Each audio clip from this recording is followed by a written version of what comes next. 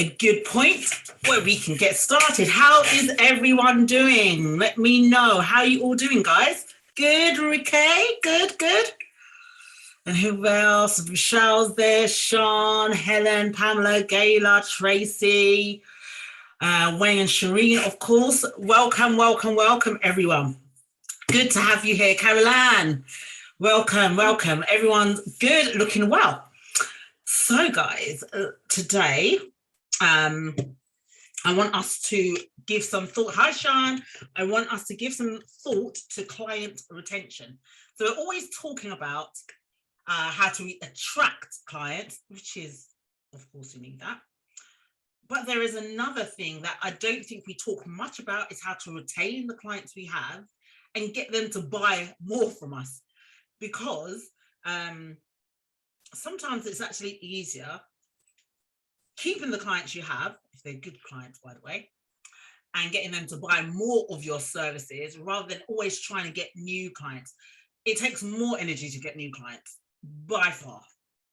I would hazard a guess it's probably more expensive to get clients in. So if you looked at your costs per client in terms of how much you spend on marketing, how much time you're doing Facebook Lives, how much content you're putting out to get one client in, when you can better serve your existing clients and either upgrade them or you could get them to buy more from you. So if they're in a membership and they're paying, I don't know, £47 a month, you could offer them some other services. You could offer them a complimentary service, and then you can then charge them afterwards. There's different ways. So I want to explore some of those ways right now. Let me just share the screen. And then I would really love to know, let me see what slide that is so I don't share it before 5. Okay. Because I definitely want to hear from you guys. What do you lot do to... Stella, hello. Hasn't it been ages? I think it's been years. Yeah, you caught me there. But I would definitely love to know from you guys, what do you do to retain your clients, if you do anything? But before we do, we have a new face in this group. Gala, feel free to come off mute. Let me know how your name is really pronounced and introduce yourself to the group. It's Gayla. Can you hear me okay? Can you hear me okay?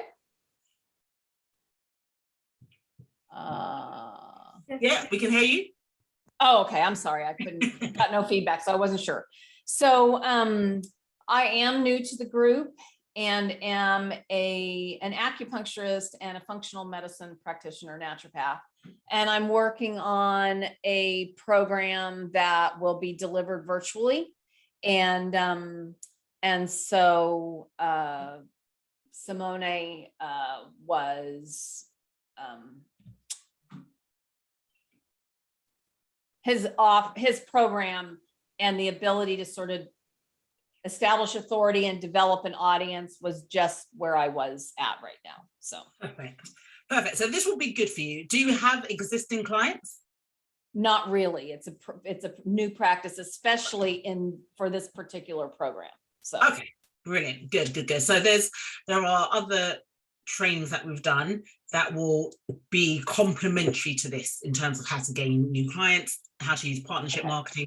So make sure you get access to all of those as well. Brilliant. Yeah, it's the I was having a problem logging in, but she thinks it's fixed now. So I've got to look at that. And then, you know, the main thing that Simona felt like would be really on target for me was the partnership marketing. And so that I understand the process, but I'm new to it and, you know, have a little bit of nervousness about it. So I'm definitely going to need some help with that. Yeah, so definitely plug into that. And if you need help, we're all here. So that's not a problem. Okay. But welcome to the family. Thank you. Welcome. So guys, before we get started, can you please put a 1 in the chat if you have existing clients? And even if you have, caveat, even if you have existing clients on another program that you might have, They're still your clients. So that's why I just put a 1. Sean's put an 8. Does that mean you have 8 clients? So put your comment. You got loads. You want to have loads. Brilliant, brilliant. Is there anyone who doesn't have any clients on any of their programs at all? Nobody? Good. So we all have at least one person that we're serving, which is good. Caroline.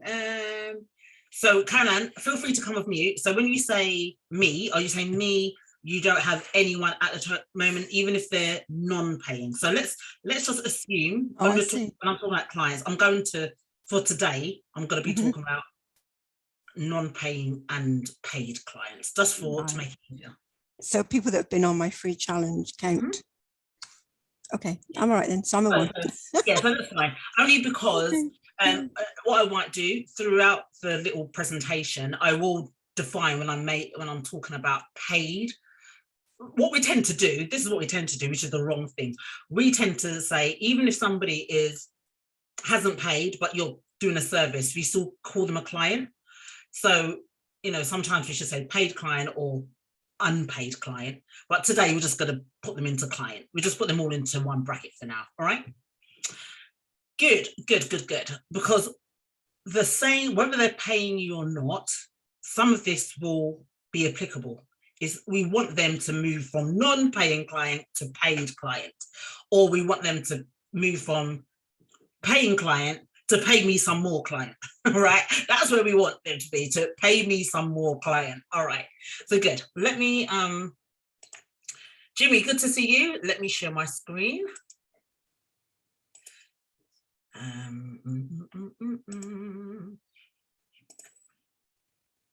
Good, you can all see that. Right, so we're talking about client retention, and I'm going to mix this with client experience. Now, I'll just read this for clarity for everybody. Customer retention is a measure of customer loyalty and refers to how well a brand or a company can keep its customers returning time and time again. High customer retention rates means that a majority of your customers are repeatedly choosing to purchase their products and services from you, deepening their relationship with your brand as they climb the customer loyalty ladder. That is basically what customer retention is, where you create such a great experience for them that they come back time and time and time again. That's what we want. That's what every single one of us should be doing with our potential clients or with our clients. So I'll give you an example of something. On Netflix, there's a program called Selling Sunset. I don't know if any of you have seen it, or if it's just me and my daughter, but basically it's about these uber plush houses in Hollywood. Is it in Hollywood? I think it's in Hollywood. And it's these real estate agents who are selling these $1 million properties to their clients. And when I watched that, and I've watched all the seasons, all the episodes, the one thing that stood out to me is how much they created an experience for their clients. They went over and beyond. They created such an experience that the buyers kept coming back to them. So if they would buy a property from them. Then if they had their own properties, they would go back to that real estate agent person to rent it out for them. They would bring other people because now they've become like ambassadors of the brand. So they're building that customer loyalty ladder. And it made me think, oh my God, well, this is before Selling Sunset, by the way. I thought to myself, I just don't I didn't feel like I was treating my clients, my paid clients, as well as I should be, to the point that I need to make them feel special so that they will buy from me time and time and time again. So I use Selling Sunset as an example. Also to the point that I have people in my membership, just like you have people in your membership.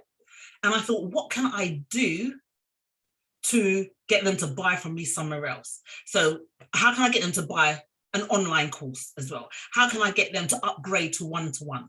How can I, that's how I was thinking. What do I need to do to show them that I really care? Because I worked out that it's actually easier for me to keep my client than to keep getting new ones.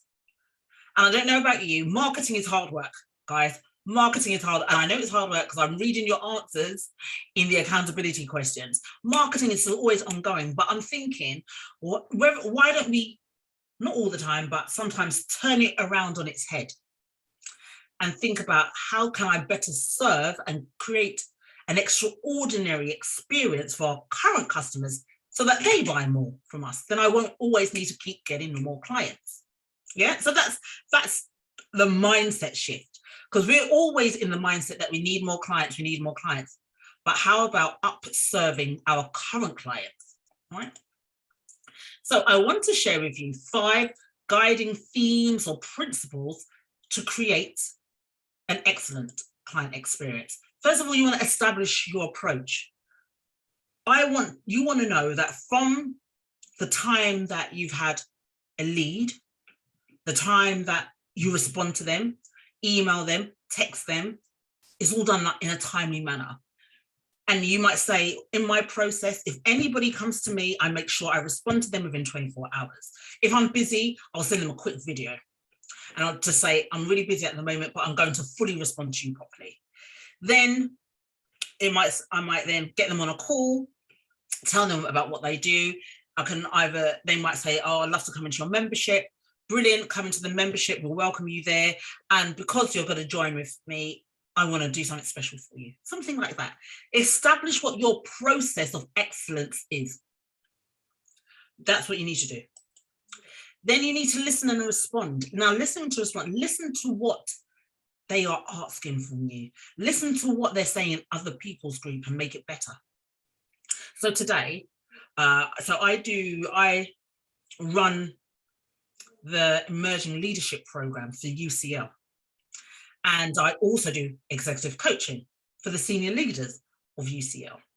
And today I had a conversation with a lady, and I was asking her for feedback of one of the programs, not the program that I'm leading, but another program similar.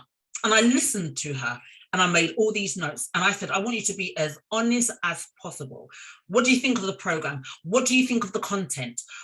Are you getting everything that you expected? And remember, you can't please everybody, right? But you want to know what their expectations are. And then you write it all down. And then I responded and I said, okay, this is really good feedback. So when we go to do this next year, and if I'm part of the planning team, I want to take in everything you said. So you're responding, you let people know. You want to educate and design. And educating them is educating them on what other offers you have and be willing to adapt it and amend it. If it's one person, that can be upgraded to your one-to-one. Or if they're already on your one-to-one, but you might have another level, you design it more bespoke for them. You listen to them, you educate them on what other offers you have, and then you design it around their needs, especially if they're going to pay you a lot of money, only if they're going to pay you a lot of money. You want to inspire and innovate. Your client experience should be inspirational. It must be something they think, oh my God, I just love the way you've done that. I want to do it myself. The amount of people who have said to me, a part of my membership, I love the way you've done your onboarding. I love the sessions. Can I copy it? And I said, copy it. Of course you can. I'm not precious because they're not doing the same thing as I'm doing. So you can copy it. And then I give them my templates. And they go and do it because they're inspired by the level of excellence. And then obviously you innovate, you change whatever needs to be changed and build momentum. So you don't do this just for one person. It becomes part and practice of what you're doing. That's how you create a client experience. Your client experience is based on everything your client hears about your product, your service, or your company. This is where we start thinking about your company brand. Now, you can't control everything they hear because somebody might have worked with you before and they didn't get everything that they thought they were going to get. probably they didn't put the time in required to get what they needed to get. And they may then speak to someone else and give a not so positive experience of working with you. So you can't control that. You can't control. I know I've worked with people and they didn't get what they thought they were going to get. And I'm sure they've probably said to other people, oh, Michelle, she's a bit crap, or she's not so good. I can't control what people say. But what I can control is when you come to me, I'm going to give you the best experience that I possibly can. So you may have heard other things, people might have left and it's been okay, it's all right. Even with GTeX, I can guarantee you, I actually know for a fact, there are people within GTeX, still in GTeX, and don't like the process. Love the product, love the content, love those who are delivering, but they're not happy. And then they might talk to somebody else. So when things leave your zone of control, we can no longer control it. But what we can do is better serve you who are still here. Every interaction that you have should be one of excellence. It should be good enough that you think, you know what, I really love this UEP. I love it. At the beginning, there was teething problems with the tech. There was teething problems with, what's that thing we use? Client Folio. But we can see that each time we get on, that it's being improved. It's getting streamlined.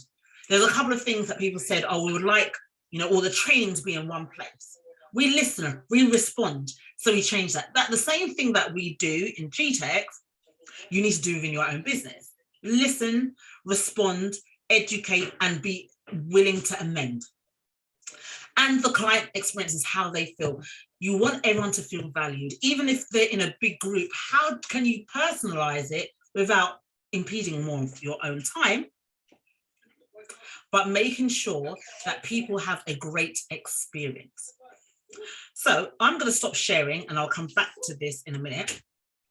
But I want to find out from you, and please put in the chat, or you feel free to come off mute and tell me, what do you currently do now to provide an excellent customer service to your current clients that is easy to retain them? Have a think, let me know. What do you currently do?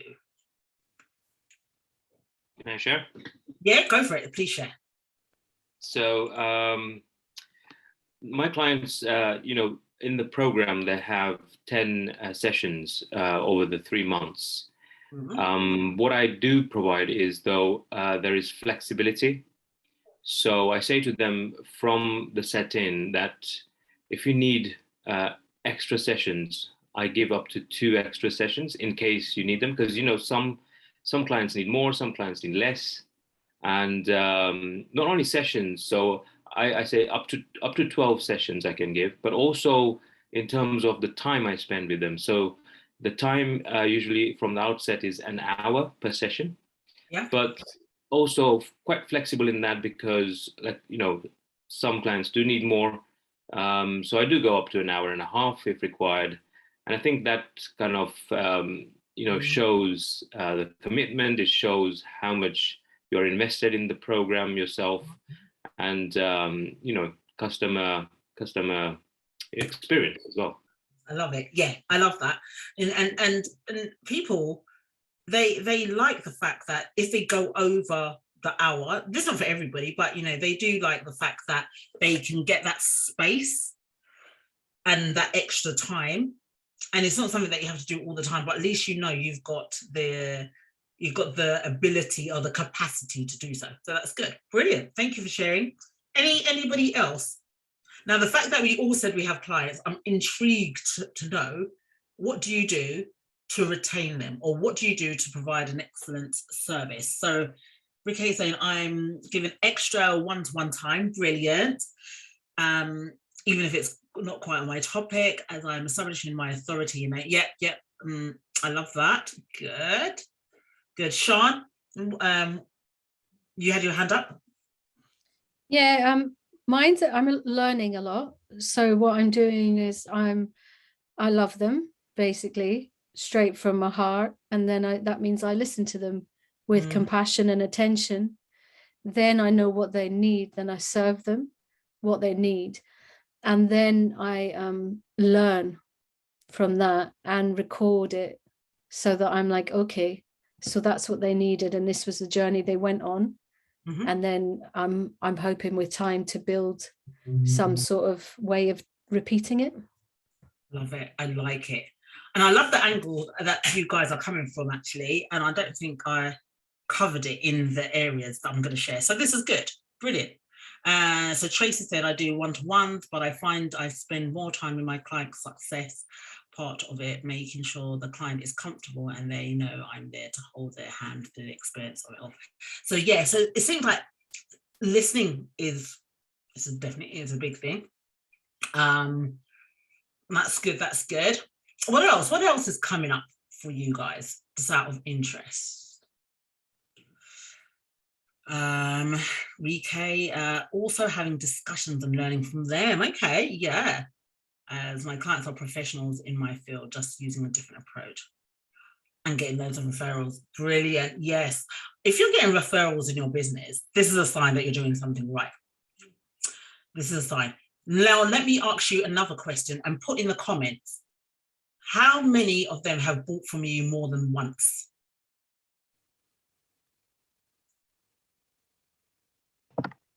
Probably reply to you. Only because I'm literally just starting out. But yeah, I've already done second bookings for the same clients. And so I'm in the field of animal training in a very specific approach. And there's a local dog training school, and I just spent 2 hours with the owners yesterday, and we're just talking about everything. And now after every session, they mention me on their social media. I get a friend request, I get referrals and all that. So yeah, I'm already booking second sessions, and it's really, they're not paying me for my time, but it's paying, it's the cheapest marketing I can do. It is. Love it. And I just put in the comment that these are great shares, especially if people are buying from you again, because it shows. And I don't want people to think if your clients only bought from you once and then they've moved on, that probably you didn't do a good job, because you could have done such a good, terrific job that you set them on fire. They don't need you anymore. So there's two ways you can look at this. Or you might have an upgrade product or service that you could possibly offer.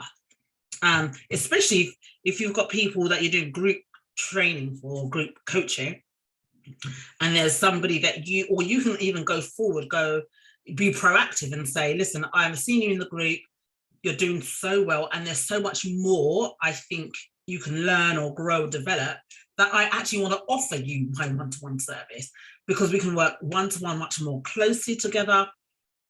And it's about selling that personal approach.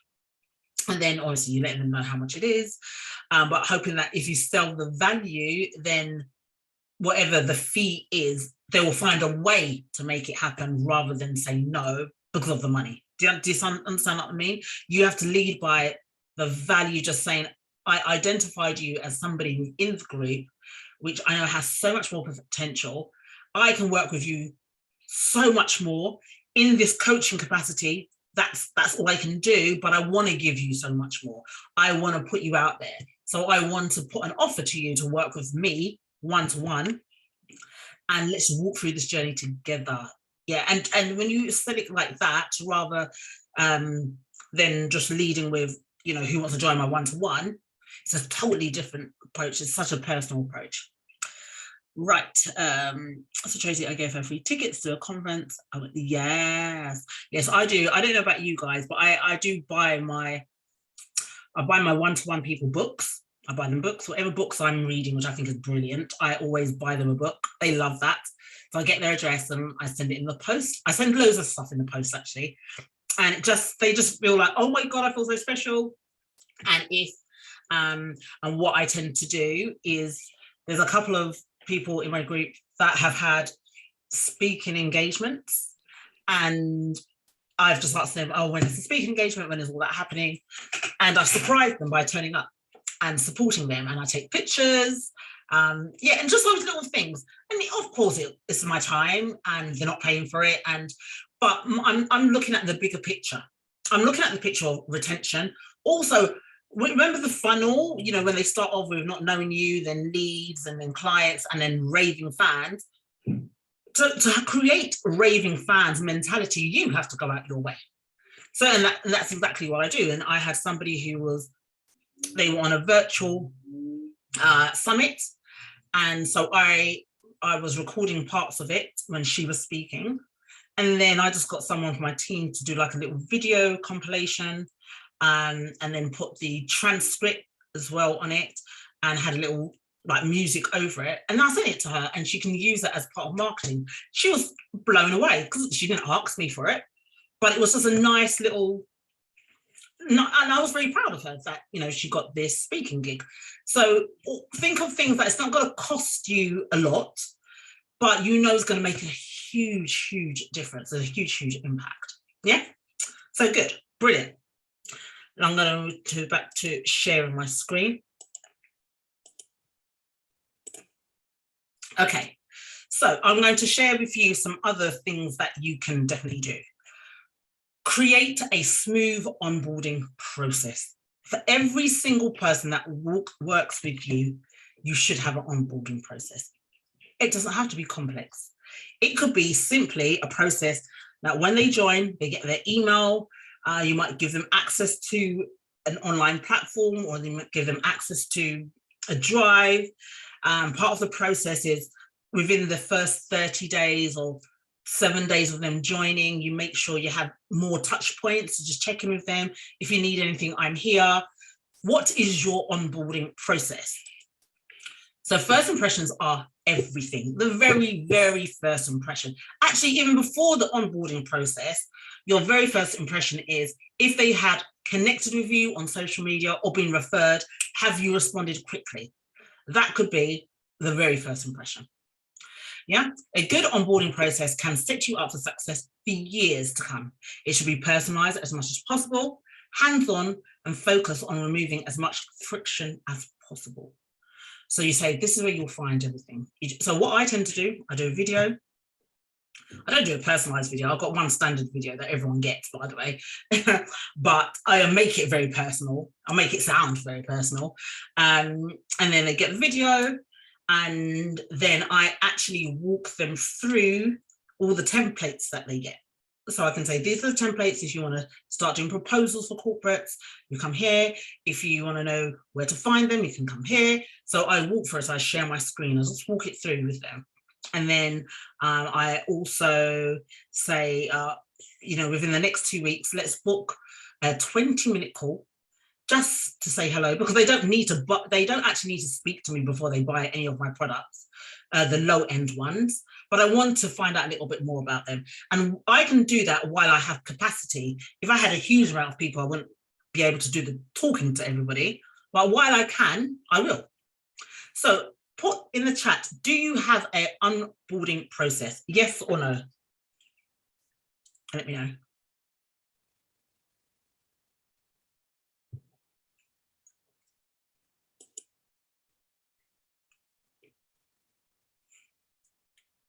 Welcome pack, yeah, yep. If you've got a welcome pack, that's great.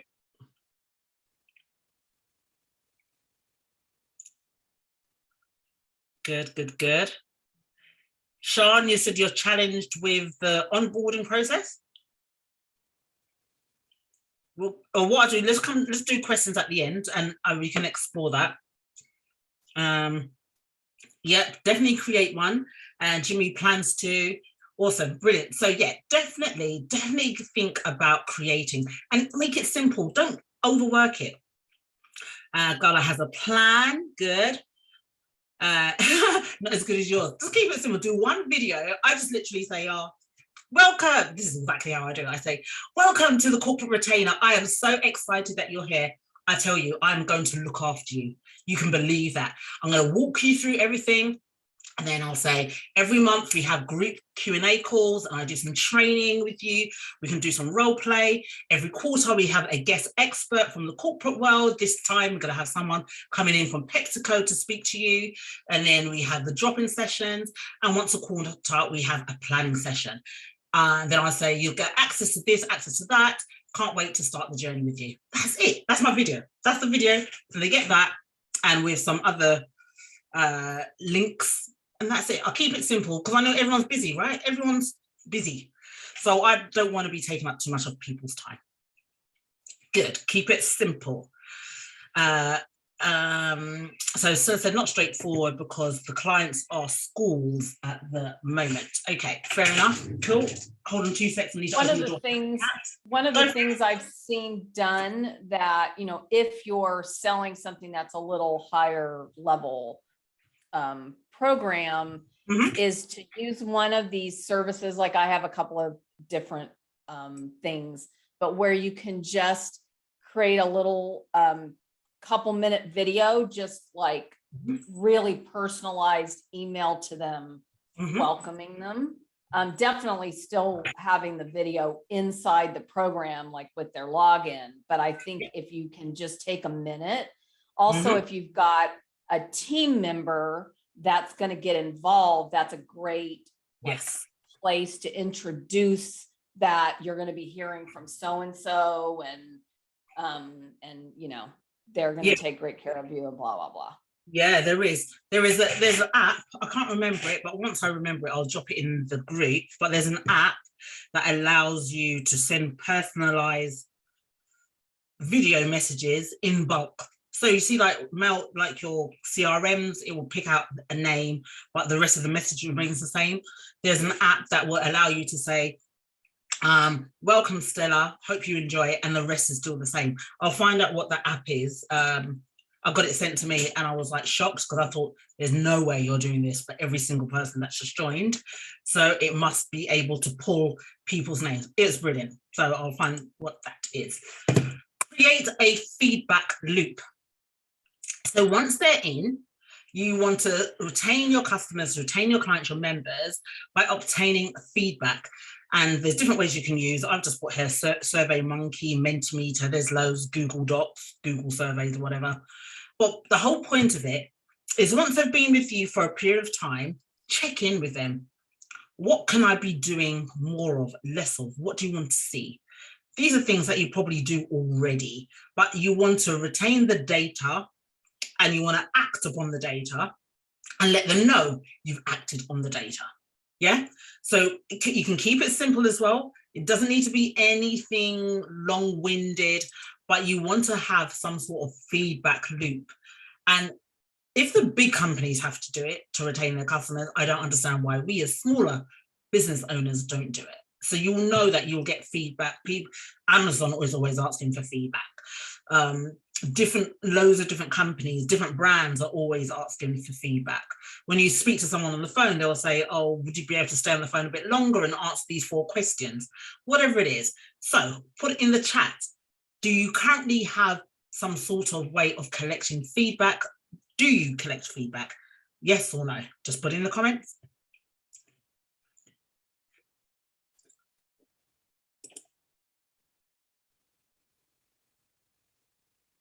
Welcome, Carolina. Good to see you. No, yes, but only for one service. Okay. Awesome. Michelle said yes, feedback along the way. And brilliant. Yeah, and the feedback's really good for testimonials as well. Really good, Helen. Yeah, good. Yes, I give out feedback forms to students. Yes, definitely. Of course you do. Of course you do, Stella. Awesome. Communicate little and often. You probably guys do this already if you're using any form of CRM. If customers haven't interacted with your brand for a while, you should reach out and reestablish your relationship. Consider adopting communication calendar, and that basically a communication calendar is you might put in your, I don't know, your Google calendar or whatever calendar you use, that like, this is what I do. I used to do it every Friday. I don't do it anymore. But on the Fridays, I would use that to reach out to people who have bought from me once, and I don't know what they're doing now. They've moved on, they're doing their own thing, but I'll just reach out just to communicate with them, to see how they're doing. Like a touch point, really, yeah? And it gives such a great opportunity. So like, for example, I did this more recently. This lady, actually, I need to follow that up. I just reminded myself I need to follow it up. So this lady had got in contact with me a little while ago, and she hadn't bought from me, but she was interested. And then more recently, I contacted her on LinkedIn. And what I did, I allowed her to come into one of our membership calls free of charge. And I said, why don't you come in, have a feel of it, or what do you think, or whatever. And then we had a follow-up yesterday, and I said, what do you think? And she goes, yeah, Michelle, I'm in. I thought, that's great. And I thought, gosh, I could be doing this a bit more often, because it doesn't cost me anything for them to come in to experience it all. And it was an easy sign up. She signed up, and so now I've got to give her a link to something. That's what I just remembered there. But that's what it is. I just, reconnected with her on LinkedIn after so long and invited her in to a paid session, which she didn't have to pay for, but she could get to experience what it's like being in the group. And yeah, so communicate little and often. So obviously you have your MailChimps, you have your active campaigns, your HubSpots. These are all great when you're sending out mass stuff. But if you know, and I don't know if you look at your analytics, but if you know there's somebody who hasn't opened yours in the last 6 months, instead of sending them another MailChimp one, which everybody else is going to get, why don't you just go onto your own email and send them a personalized one, where it's very personalized, but it's just them. I haven't seen you for 6 months. You haven't opened any of my emails, and I just wanted to make sure you're not missing anything for where you are right now. I'm happy to open up a slot in my calendar next week to have a conversation with you, no obligation, but let me check in, see how you're doing. We work so well together. That's it. Just show that you care. As basically, these are just exercises to show that you care and to show that your service is excellent. Number 4, reward promoters and your loyal customers. How many of you have people who will sing your praises? Well, they'll be the ambassador for you. They'll tell people about you. Why don't you reward them? Reward them loyalty by not rising the prices. So, for example, if they're part of a membership, they call it grandfathering. If somebody was there at the beginning, they're called the grandfathers. And when you raise your membership prices, for example, you can keep theirs the same. So I have people who join my membership, and I've kept it the same price for them, and everybody else has to pay whatever the price is now. And then I've got some people who were on it just before, and for me, they trusted me so much at the beginning when I first started. So they don't pay a dime now. They don't pay anything. They're in the membership. They don't pay anything. And literally, I'm just grateful that they're still there. And they come each week, and they come like they're paying. And they participate like they're paying. But you know what? They're my biggest promoters. They will tell people about it. They will do a testimonial at a drop of a hat if I ask them. So think about people who you can thank them in a way. Here I've put send bonuses. If you've created a new product, a new service, which you're going to sell, why don't you give it to some people on your membership free of charge or a reduced rate? Surprise them. Well, this I put here, be very generous. If they place their 10th or 20th order, it could be their 3rd, it could be their 4th. Why don't you send them something in the post to say thank you, love working with you? I mean, these bigger companies do it with us all the time. I get stuff sent through the post with memberships I've been a part of for ages, and it's just so nice because I know I'm one of thousands that they will send something on my birthday. They'll send a card in the post. Just what can you do to do that? So my question for you here, are you rewarding your loyal customers or those who help promote you?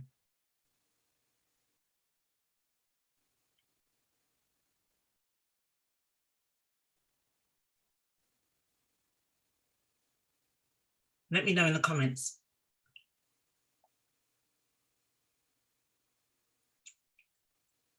See, there you go. She gives you all these other offers free of charge or half price. There you go. Yeah, it's a good point, Tracy. Think about people who've just been loyal, just people who've been really good to you, right? What can I do to let them know they are hugely appreciated? Hugely appreciated. Yeah. And it could be something small. You might be creating a new course and you want to give it to them free of charge. You might want to give them Amazon vouchers. Well, all you need is their email address. Amazon, you can get everything with Amazon nowadays, right? So think of outside of the box. When I was employed and I was starting to, my side hustle, let's call it that way, trying to get out the business, and anyone that said, yes, they'll happily take an assessment of me or happy to speak to me, I would always go to Costa Coffee or Starbucks and buy, the voucher cards, the little loyalty cards. I'll just put like £5 on it or something, something small. And when I would go to the meeting, I was just so grateful to get the meeting in the first place that at the end of the meeting, I would say, thank you so much. Here's a loyalty card for you. Help yourself to coffee, teas, water, crumpets, biscuits at your nearest Costa, your nearest Starbucks. That is it. And they really appreciated it. When I was employed, when people used to come and have meetings with me, they used to always give me gifts. One time on the phone, I mentioned that I like popcorn. And every time that person came, they bought me popcorn. Did they get my service from the company I was working for? Yes, they did, because they went that extra mile. All right. Think about how you can go that extra mile. Awesome. Surprise and delight to gamification. Now, gamification is just another way to engage your customers or your clients. It incorporates like gaming mechanisms, basically, like they get a star. This is something that we were hoping to do with GTeX. It might be something we might pick up later, where you get rewarded points for engaging in Facebook posts a lot, or for turning up to all the sessions, or by contributing. So you can make it, this one takes a bit more work, but you can gamify it. So you can say, oh, this person has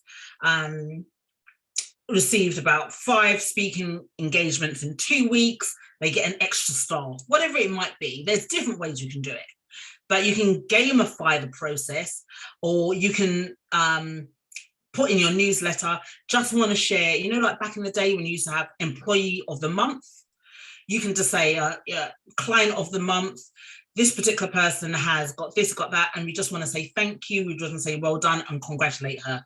Who will be next? And it gives people the desire sometimes and the encouragement to see what other people are doing. We have here member of the month as well, don't we? So there's different ways you can see what people are doing, but also it's appreciating your loyal buyers, your people in your membership, in your group, in your program. So I've put a list of those and some other ones. Create an onboarding process, feedback loop, communicate often, reward loyalty, surprise and delight. Educate your clients on your products. Actually let them know what other products you have. How many people would say, actually, Vishal, I didn't even know you offered that, because you didn't tell them. All right. Offer convenience features. And I call this convenience features. You can call it what you like. This is literally other ways you can communicate with me. So I know, part of my program, I have like drop-in sessions. So I say, you can use Voxer, you can text me, you can WhatsApp me. I give them my mobile number, because I know most people are on their mobile, so it just makes it easier if they're not on social media very often. But I want to make it convenient for them. It may not always be convenient for me, not always, but not many people take advantage of that. But is it convenient for them? So think of how can I make working with me more convenient for you? Leverage customer data to retarget. Understand how your customers work, and then you can retarget them with other offers in your email, and provide excellent customer service by going over and beyond. Go over and beyond. Think of those Selling Sunset girls who go, oh, they will bend over backwards to make sure they get the house of their dreams for their clients. They'll do whatever, you know, sometimes they'll take them out for dinner. They'll do all these other stuff. We don't need to go that far, but think about what can you do to up-level your excellent customer service. Yeah. So I want you to identify one retention idea you feel comfortable with and execute within the next 7 days. That's what I want you to do. Just choose one. So have a look at that. Put something in the comment for me. Which one do you feel you could do? You don't need to do all of them. To be fair, you don't have to do any, but then you won't have an excellent customer service to get people to buy from you again. All right. And that's what we want. We don't want to be in the forever process of always getting new, when we need to just treat the ones that we do have that much more better, that they buy more from us.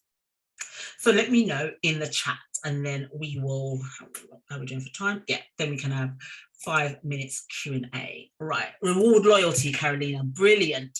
Michelle said he's going to invite his local customers out for a drink. Yes, yes. Good. Brilliant. Reward loyalty. Educate my clients on other products you have. Yeah, sometimes they just don't know. Create an exceptional onboarding process. Yes, definitely automate as much as you can from that. Communicate more often. Create an exceptional onboarding process for starters. Definitely, definitely.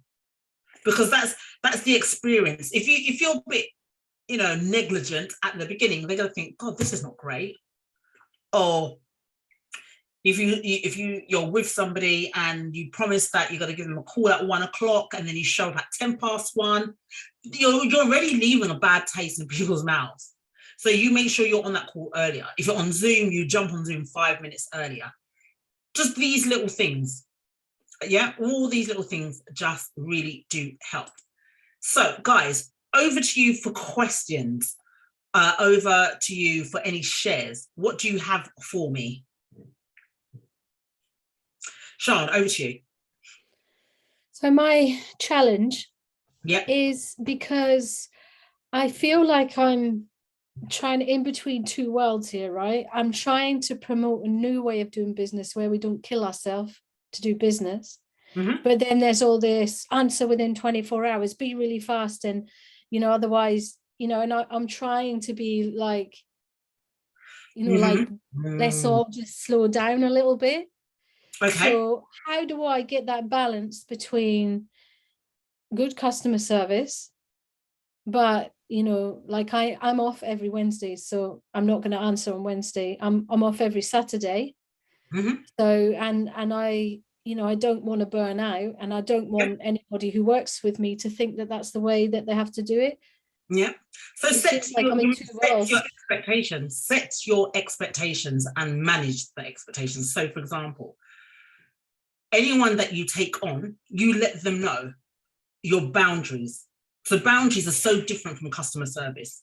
You can have all the boundaries in the world, but your customer service is still not great. So basically what I'm saying to you is, like, if someone joins you, you would let them know Wednesdays, I don't work on Wednesdays, Saturdays I don't work on Wednesdays. So if you send me a message, you're not going to get a response. This is not a sign of poor customer service. That's managing how I operate this business. There's a difference.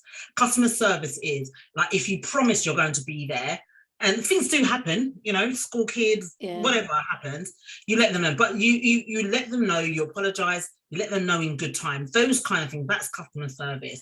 You know, what I mean is the first response. Like, say you message me, and you message me on a Wednesday, and in today's society, you're like, where's my response? And I'm off on a Wednesday. So then I'm not going to get back to you to maybe even late Thursday. So on the Thursday, and that would be the first contact. Right. So let me ask you, if I send you a message on Wednesday and you respond to me on Thursday, how and what do you say to me on the Thursday? Depends what your message is. I So just say, how are you doing? I got your message. Here's my response. Yeah, so now the person doesn't know that you don't work on Wednesday. So I will probably start it by saying, thank you, and we received your message today because we don't work on Wednesdays. Mhm. And then you go into, because remember, they don't know, so they might think, you know, I'm being ignored or something. So, and I would make sure, like, let's say somebody sends you a WhatsApp message or a Facebook message, don't even look at it on the Wednesday. Yeah, I That's all you don't. have to, because they can see when they've looked at it. It's even worse. They think they're being ignored. I did have someone do that this Wednesday, and then I didn't look at it. And then when I contacted them back, I said, you know, I wasn't looking at my phone because I'm off on Wednesday. There you go. And that's fine. And so you're telling them the process so they're aware of it. And about responding to people promptly. So let's say if it's on a Thursday, but you're in a coaching session or you're doing something, you can't respond, obviously. Then afterwards, you just respond to them within a timely manner. So I was tagged into something, and I wanted that piece of work that somebody had tagged me in, but I was busy all day. But literally, just before my Zoom meeting, I jumped onto Loom, and I actually said, I have been tagged in a post. It's something I can do. Definitely can support you on this. But right now, I'm back to back with work, literally today. So let me respond fully to you tomorrow, and let's jump on a call and let's talk about it. I saw your post. Yeah, and I've got the work. I've got the work. You know, so people are not like unreasonable. They just want to know that, okay, someone is going to get back to me. I'm not being left on the burner. All right, cool. Good stuff. Any other questions?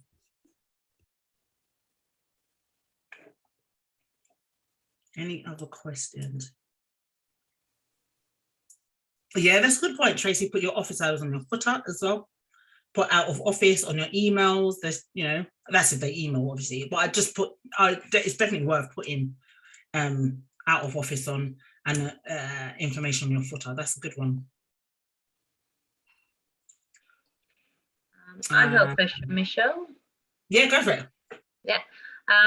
So I said on the chat that I'm just about to finish a qualification. So I'm still doing some work on a student price for about another month. Mm-hmm. So any ideas on how to transfer some of those clients to be a fully paid clients? Are they, so there's people who are students with you, are you saying? No, I'm the student. So I'm not charging a full price because I'm not fully qualified yet. Right. So then in about a month's time, I'm going to put my prices to a qualified prices. So I would like to obviously be building this relationship with these people. To invite them on for a call. Invite them on to a call to speak to you, to find out where they are and what you can offer them. You can also don't forget, you can, I don't know if you've seen it, but GTeX, they utilize what we call a quick launch formula, where you can put it out to more people and say, I'm testing this out, would love for you. And then once they listen and they like, then you can sell it to them as well.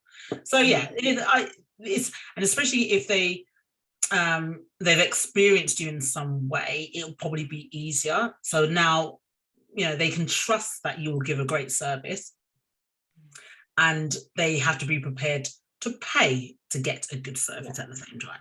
You get what you pay for, people. Let's put it this way, yeah? How many times you might have bought a cheap item and you wash it twice and it's no longer fit for purpose. You can't complain because you paid a low price, yeah?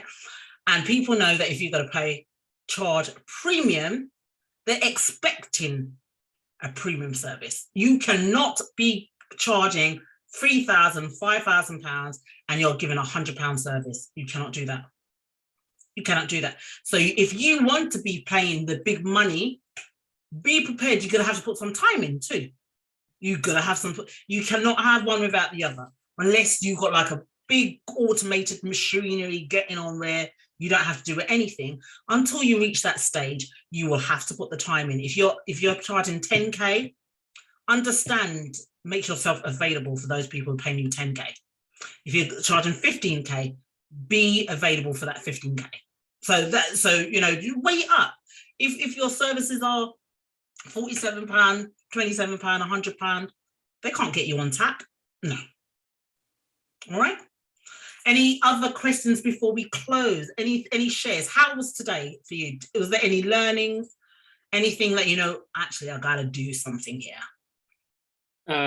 Michelle, thank you so much. First of all, you know, amazing. I took on a lot of things that I can implement already. Like, you know, what came out for me was buying books, which I think is a really good one, especially in the field that I am in. Also giving them access to an app. I've been considering that for a while now. So there's one app which I'm looking into, which is called Passion Dan, which, you know, create for my clients.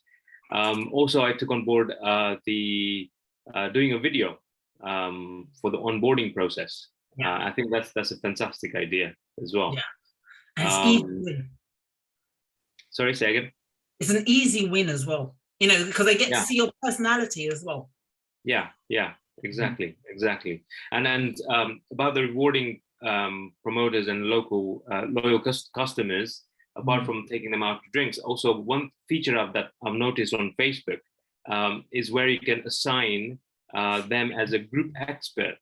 So once they've been through your program, you know, they automatically kind of become an expert compared to, you know, the others who haven't been through the program. So I'm going to start to implement that as well. I thought I'd share that with you. Yeah, that's gamification there, right? Because that's true. On Facebook now, someone's in your group, they engage a lot, if they help answer questions, you can award them a badge. So that's good.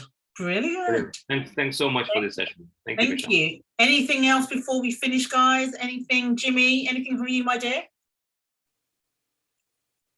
Said about for those of us that are time poor to invest in a VA and delegate what we can. Yeah, a lot of these things don't actually need our direct touch.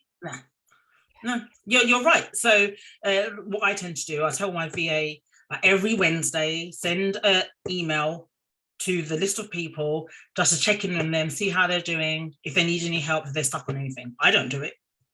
It's just an email. I mean, I can automate it, but I want her to actually make it a little bit more personal. So does she send it out in her name or on your behalf?